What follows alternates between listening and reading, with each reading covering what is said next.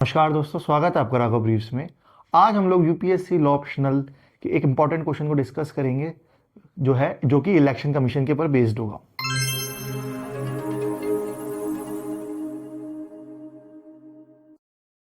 तो आइए स्टार्ट करते हैं। सो क्वेश्चन आपसे ये पूछ रहा है, discuss the power and function of election commission. Do you think it is truly independent with sufficient powers. तो दो क्वेश्चन आपको पूछे जा रहे हैं क्वेश्चन के अंदर। एक तो आपको डिस्कस करना है पावर और फंक्शन के बारे में जो कि इलेक्शन कमीशन के पास में है। दूसरी चीज कि आपसे ये पूछा जा रहा है कि क्या इलेक्शन कमीशन जो है वो ट्रूली इंडिपेंडेंट है और वो क्या ट्रूली इंडिपेंडेंटली अपनी पावर को एक्सरसाइज कर रहा है क्या। तो जब हम पावर और फंक्शन की बात करेंगे तो केवल आपको उन पावर और फंक्शन के बारे में मेंशन नहीं करना जो कॉन्स्टिट्यूशन में दे रखे, बल्कि वो सारी पावर और फंक्शंस जो आपको कॉन्स्टिट्यूशन के अलावा मॉडल कोड ऑफ कंडक्ट के अंदर भी जो दे रखी है उसके रिगार्डिंग भी आपको यहाँ पे डिस्कशन करना है। तो अगर मैं इंट्रोडक्शन की बात करूँ तो आप इंट्रोडक्शन जो है आर्टिकल 324 ऑफ इंडियन कॉन्स्टिट्यूशन से एज इट इज उठा सकते हैं। आर्टिकल 324 टू 329 ऑफ कॉन्स्टिट्यूशन ले out provision relating to elections in the country in order to uphold tenets of democracy and to ensure free and fair elections. Election Commission is vested with power to superintend, direct and control election. तो ये जो line है article 324 की as it is उठाई गई है। साथ ही साथ जो इलेक्शन कमीशन है उसके पास पावर है सुपरिटेंडेंट करने की, डायरेक्ट करने की और इलेक्शन को कंट्रोल करने की। साथ ही साथ पार्लियामेंट के अगर इलेक्शन कराने हैं तो वो भी इलेक्शन कमीशन का काम है। Election to state legislative assembly, अगर लेजिस्लेटिव असेंबली या लेजिस्लेटिव काउंसिल पे अगर इलेक्शन कराना है तो वो भी किसका काम है, इलेक्शन कमीशन का। And president vice president election भी conducted by the election commission of India. अब हम बात करेंगे पावर एंड फंक्शंस की। अब जब हम बात करेंगे पावर एंड फंक्शन की तो हम थोड़ा सा स्पेसिफिक होकर यहाँ पे डिस्कशन करेंगे कि एडमिनिस्ट्रेटिव पावर क्या है, क्वासी जुडिशियल पावर क्या है, जो है एडमिनिस्ट्रेटिव फंक्शंस के अंदर जो पावर्स है उन सब के बारे में हम एक एक करके डिस्कस करेंगे। तो सबसे पहले administrative power to prepare electoral rolls. तो इलेक्शन कमीशन का काम क्या है, इलेक्टोरल रोल जो है उनको अपडेट करना। और वो किसके थ्रू करता है, जो टीचर्स होते हैं, जो टीचर्स को आप बीएलओ जो है असाइन करते हैं, तो वो जो बीएलओज होते हैं वो हर 5 साल में जब भी आपके इलेक्शंस आते हैं उससे पहले जो है आपकी जो इलेक्टोरल रोल्स की जो शीट होती है उसको रिवाइज करते हैं। रिसेंटली एसआईआर जो चल रहा है उसके अंदर भी यही है कि पहले 10 से 15 साल पहले जो है रिवाइज हुए थे और अब वापस से रिवाइज किए जा रहे हैं। तो notify and release schedule of election, जो इलेक्शन का जो शेड्यूल होता है हर 5 साल में, चाहे किसी भी स्टेट में हो, चाहे प्रेसिडेंट के इलेक्शन को कराना है या फिर पार्लियामेंट के इलेक्शन को कराना है, तो उसका जो शेड्यूल है वो भी इलेक्शन कमीशन ही जो है नोटिफाई करता है। टू स्क्रूटिनाइज नॉमिनेशन पेपर जो भी कैंडिडेट इलेक्शन में खड़ा हो रहा है वो अगर नॉमिनेशन पेपर अगर अपने फिल कर रहा है तो उसको स्क्रूटिनाइज करने का काम भी इलेक्शन कमीशन का है। कोई अदर बॉडी नहीं आपको प्रोवाइड कर रही जो कि आपके जो नॉमिनेशन पेपर है उसको स्क्रूटिनाइज करेगी। फोर्थ है टू रजिस्टर पॉलिटिकल पार्टीज। अगर कोई भी पॉलिटिकल पार्टी रजिस्ट्रेशन करती है तो वो इलेक्शन कमीशन का काम है कि उस पॉलिटिकल पार्टी को रजिस्टर करे। टू रिकॉग्नाइज पॉलिटिकल पार्टी का मतलब क्या है कि कोई भी पॉलिटिकल पार्टी अपने लेजिस्लेटिव असेंबली या फिर जो पार्लियामेंट के अंदर अगर मिनिमम नंबर ऑफ सीट्स जो कि रिक्वायर्ड है स्टेट पार्टी बनने के लिए या फिर नेशनल पार्टी बनने के लिए, वो अगर उस मिनिमम रिक्वायरमेंट को फुलफिल कर लेती है तो यहाँ पे जो इलेक्शन कमीशन है वो रिकॉग्नाइज कर देगी कि ये पर्टिकुलर पार्टी जो है स्टेट पार्टी। और आम आदमी पार्टी फॉर एग्जांपल, आम आदमी पार्टी जो है 4 साल पहले जो है नेशनल पार्टी का उसको जो है क्रेडेंशियल मिल गया था। To allocate symbol to parties to appoint election machinery. Allocate symbol parties का मतलब ये हो गया कि अगर कोई भी पार्टी है उसको अगर सिंबल चाहिए तो वो इलेक्शन कमीशन के पास जो नंबर ऑफ सिंबल्स जो अलॉटेड है उनमें से कोई भी जो सिंबल है वो जो पार्टी जो नई क्रिएट हो रही है वो उसमें से कोई भी पार्टी जो सिंबल है उसको चूज कर सकती है।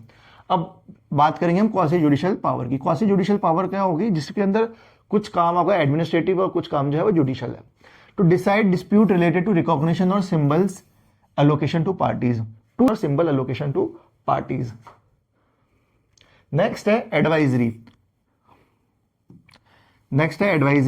To advise president if election can be held where president rule in place. अगर किसी भी स्टेट के अंदर प्रेसिडेंट रूल लगा रखा है क्योंकि वो पर्टिकुलर जो स्टेट है वो डिस्टर्ब है और उसके बाद 6 महीने ऑलरेडी बीत चुके हैं और उसके बाद अगर गवर्नमेंट को लगता है कि इस स्टेट के अंदर इलेक्शन कराने चाहिए, तो वो क्या करेगी, वो इलेक्शन कमीशन के पास में जाएगी कि आप एक बार देखिए कि पर्टिकुलर जो स्टेट है इस कंडीशन में है कि यहाँ पे इलेक्शन हो सकता है। तो यहाँ पे जो एडवाइस करेगी इलेक्शन कमीशन प्रेसिडेंट को कि यहाँ पे अगर इलेक्शन हो सकता है तो हम लोग जिम्मेदारी लेते हैं और हम इस पर्टिकुलर जो स्टेट है जो भी प्रेसिडेंट रूल लगाता, अब उसकी जगह हम इलेक्शन कन्वीन करा के एक नई जो गवर्नमेंट है उसको फॉर्म करेंगे। To advise the president governor on disqualification of MP and MLA respectively under article 103 and 192, जो प्रेसिडेंट या फिर जो गवर्नर है वो इलेक्शन कमीशन से एडवाइस लेंगे कि अगर किसी भी MP या MLA को डिस्क्वालीफाई करना है तो उसके ऊपर जो डिसीजन होगा वो रहेगा प्रेसिडेंट और गवर्नर का, लेकिन जो एक एडवाइस जो होगी वो किससे ली जाएगी, वो इलेक्शन कमीशन ऑफ इंडिया या फिर इलेक्शन कमीशन ऑफ स्टेट से ली जाएगी।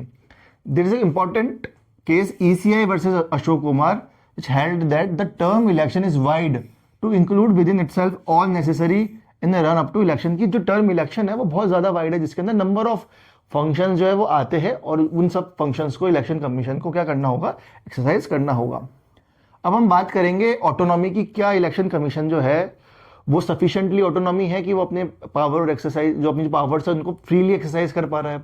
अब हम उसके बारे में डिस्कस करेंगे और कौन कौन से जो इश्यूज है इलेक्शन कमीशन के अंदर उसको भी हम साथ में यहाँ पे देखेंगे। The election commission may be said to be truly independent with sufficient power. ऐसे कौन कौन से रीजंस है जिसकी वजह से हम ये कह सकते हैं कि जो इलेक्शन कमीशन है वो ट्रूली जो है इंडिपेंडेंट है। तो सबसे पहले जो इलेक्शन कमीशन जो है अकाउंटेबिलिटी इंश्योर, जो इलेक्शन कमीशन है वो अकाउंटेबिलिटी इंश्योर करता है थ्रू EVM और VVPAT के द्वारा। की जो EVM है जिसको ये बोला जाता है कि इसको हैक नहीं किया जा सकता, या फिर जो VVPAT का जो सिस्टम है जो कि जो जेन्युइनली जो है सॉलिड है, इसकी पूरी गारंटी है कि इसको आप टेम्पर नहीं कर सकते, लेकिन इसमें आप टेम्पर कर सकते हो। इसका एक आज के टाइम पे एक मुद्दा बना हुआ है, लेकिन इलेक्शन कमीशन को लगता है कि नहीं, EVM भी जो है VVPAT की तरह ही जो है सुरक्षित मोड ऑफ इलेक्शन के अंदर आपकी हेल्प करेगा। Require a declaration of assets criminal antecedent public interest foundation case. तो पब्लिक इंटरेस्ट फाउंडेशन केस के अंदर एक PIL दर्ज कराई थी, जिसके अंदर जो भी कैंडिडेट्स खड़े हो रहे हैं इलेक्शन के अंदर उनको अपने क्रिमिनल एंटीसीडेंट्स देने होंगे, उनको अपने पास्ट हिस्ट्री के बारे में बताना होगा कि कितनी FIR दर्ज हो रखी है या फिर कितने केसेस जो है उनके ऊपर चल रहे हैं, उनकी जो असेट्स है उनका असेट्स का पूरा ब्यौरा जो है देना होगा। तो ये जो इंश्योर करता है, ये भी इलेक्शन कमीशन इंश्योर करता है कि प्रॉपर हर एक इंडिविजुअल जो है अपने असेट्स और अपने क्रिमिनल एंटीसीडेंट्स को शो करे जब वो नॉमिनेशन करता है अपने पेपर को। Voter education and awareness by it CVIGIL app. Voter को भी अवेयर करने की जरूरत है, वोटर को भी एजुकेट करने की जरूरत है, तो वो काम भी इलेक्शन कमीशन करता है। रजिस्ट criminalization via flying squad recognize corrupt practices enforces model code of conduct. अब इसके बारे में जो है वो डी के अंदर थोड़ा सा मतलब मैं तो इसको बिल्कुल भी वो नहीं करूंगा कि इलेक्शन कमीशन आज के टाइम पे ये सारी चीजें कर रहा है, नहीं। वो करप्ट प्रैक्टिसेस होती है उन पर कोई किसी का ध्यान नहीं है, बट हाँ लिखना पड़ेगा हमको, क्योंकि अब UPSC के अगर आप आंसर्स लिख रहे हैं तो वहाँ पे आपको एटलीस्ट कुछ इंस्टीट्यूशंस की जो है गरिमा बना के अपने क्वेश्चंस में लिखनी पड़ेगी, क्योंकि कहीं ना कहीं अगर आप बाइस्ड हो जाएंगे किसी भी अथॉरिटी के अगेंस्ट, तो कहीं ना कहीं जो भी आपका क्वेश्चन चेक कर रहा है तो उनको ये लगेगा कि यार ये ऑलरेडी जो है स्केप्टिकल है गवर्नमेंट के लिए, तो आपके चांसेस थोड़े वहाँ पे कम हो जाएंगे। तो आपको कुछ चीज़ें तो लिखनी ही पड़ेगी जो कि इस इंस्टीट्यूशन के फेवर में है। अब अगर मैं इश्यूज़ की मैं बात करूँ तो इश्यूज़ क्या है इलेक्शन कमीशन में, ये जो इश्यूज़ है बेसिकली ये रिकॉग्नाइज इशूज़ है। इसका मतलब क्या होगा कि कुछ रिकॉग्नाइज इशूज़ जो है ना उसको गवर्नमेंट भी रिकॉग्नाइज करती है, लेकिन कुछ को रिकॉग्नाइज नहीं करेगी। तो यहाँ पे जो डी है ना ये रिकॉग्नाइज इशू नहीं है आज के टाइम पे। 2014 से पहले रिकॉग्नाइज था, लेकिन आज के टाइम पे रिकॉग्नाइज नहीं है। अब मैं उन रिकॉग्नाइज इशूज़ की बात कर रहा हूँ जो कि UPSC जो है जो बैठने वाले आंसर चेकिंग करने वाले हैं वो रिकॉग्नाइज करते हैं इसको। Lack of independence as funds not charge on consolidated fund. Lack of transparency in appointment की जो ट्रांसपेरेंसी होती है वो सेंट्रल गवर्नमेंट के डिस्क्रिप्शन पे होती है, उनके द्वारा होती है। कोई भी एज सच उसमें सुप्रीम कोर्ट का या किसी भी अदर पार्लियामेंट का कोई भी रोल नहीं होता। No power to deregister a party, कि उनके पास पावर नहीं है कि वो किसी पार्टी को डी रजिस्टर कर सके। MCC is nor legally enforceable. जो मॉडल कोड ऑफ कंडक्ट है जिसके अंदर बहुत सारे जो रूल्स और रेगुलेशंस दे रखे कि किसी भी पार्टी को किस तरह से कंडक्ट करना है, वो लीगल एनफोर्सिबल नहीं है। अगर कोई भी party model code of conduct के विरुद्ध जाके काम करती है तो इलेक्शन कमीशन जो है वो नहीं इन्फोर्स कर सकता उस मॉडल कोड कंडक्ट को, या फिर वो उस पार्टी के अगेंस्ट में एक्शन नहीं लेता।